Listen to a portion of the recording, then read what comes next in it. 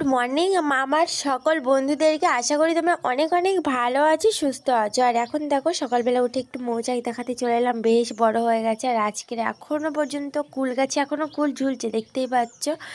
আর আম গাছে মুকুলও এসে গেছে, বেশ বড় বড় আমও ধরে গেছে। আর এখানে এটা বাড়ির কলা, মাই নামিয়ে দিয়ে গেছে কলকাতাতে।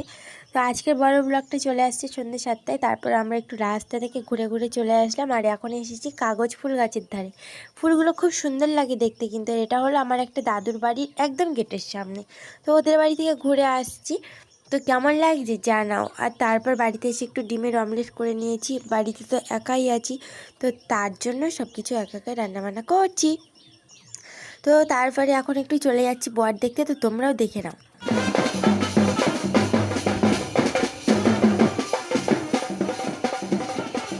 আমাদের গ্রামে কিন্তু এরকমই বিয়ে হয়। তো কেমন লাগলো কমেন্ট করে জানিও। তো আজকের মতো টাটা।